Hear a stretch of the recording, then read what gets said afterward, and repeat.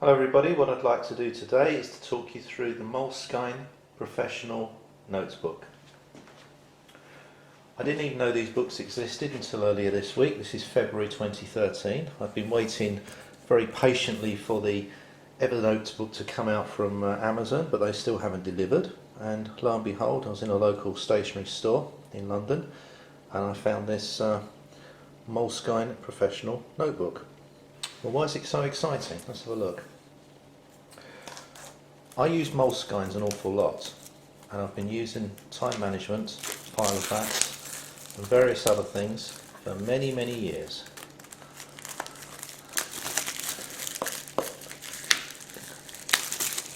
But the beauty of this is what Moleskine's done is break away from the usual notebook, and this one has additional built-in features.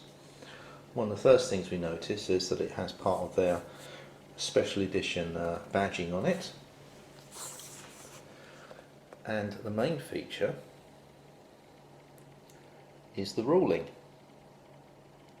They've actually developed the book to have special ruling forms.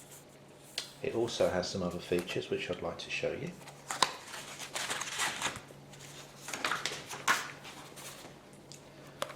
Obviously, we have the usual Moleskine pocket at the back, and this one also comes with the usual explanation guide which takes you through various things about the Moleskine notebooks and the history of them if you've never seen Moleskines before, which I'm sure all of you have because you wouldn't likely to be watching this video otherwise.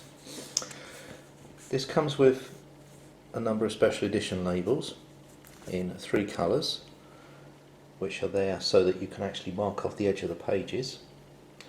It also has a set of stickers here to go on the spine so that you can mark up the topic and subject that you've actually got inside the notebook. Now, where it gets interesting. Of course, we've got the usual if it's lost, return to.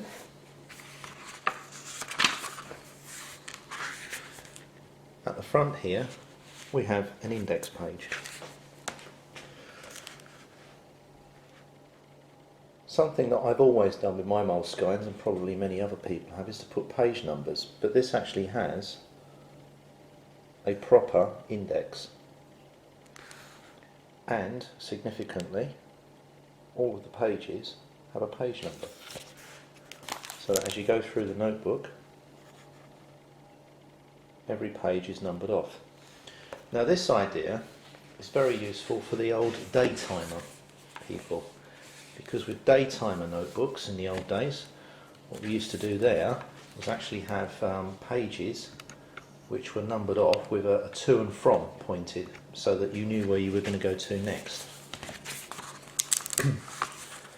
Now the note pages, these have all been ruled up. It's difficult, I think, to see in the lights. Let me just see if I can adjust this slightly. But the pages have a date at the top.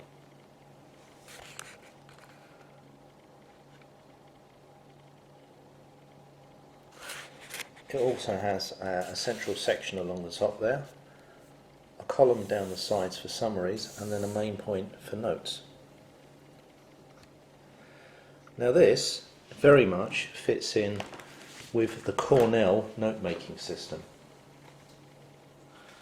The Cornell system has been around for many years, and that works on the idea that for university and college notes you'd split your page up into a number of different sections, so that you'd have the title at the top, key points down the side, and date and time and the summary. If you've never come across the Cornell system before,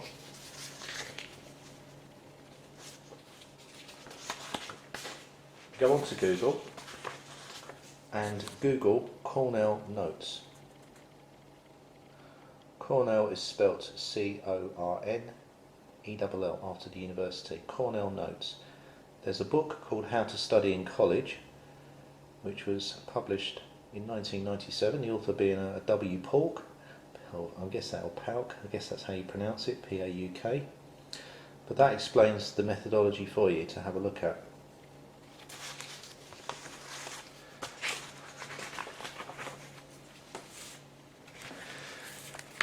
The other thing this book has, which I think is going to be absolutely incredibly useful, is there's a summary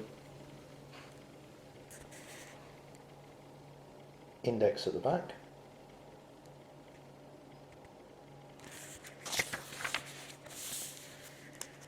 So that every single page has an individual index entry for it, which will give it incredible flexibility. And at the back here, there are a few tear out to-do lists. And these to-do lists are perforated. As you can hear, I'm just pulling the perforations apart. This sort of idea appears in the Moleskine city guides, where you have the little tear out slips at the back. I think this is going to be one of the most useful parts of the book, personally. I would have liked to have seen a lot more pages than the few they've put in the back here, but it doesn't tell you that when you buy the notebook. It just says you have these to-do lists, which gets you very excited. These to-do lists are incredibly useful if you find yourself actually in the middle of something, and something I've always worked with is an idea of action this day, ATD. Now, action this day is not a new idea. That was something that Winston Churchill used during the Second World War to organise really important things. And quite often I'll start off a to-do list in the day, just head it up on a piece of paper with ATD in the top left-hand corner, and that's my really important stuff to get through.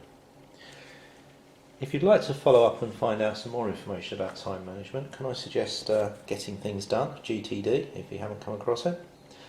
If you visit the Lifehacker website, lifehacker.com/GTD, there's a lot of interesting pages there. And also gtttimes.com. GTD is Dave Allen's time management, getting things done methodology. There's plenty of other methodologies as well, but this one's particularly useful, and that's a good place to start.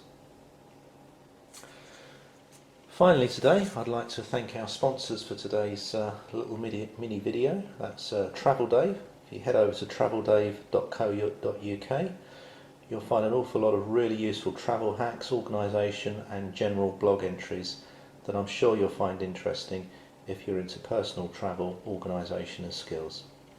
Thank you very much for watching.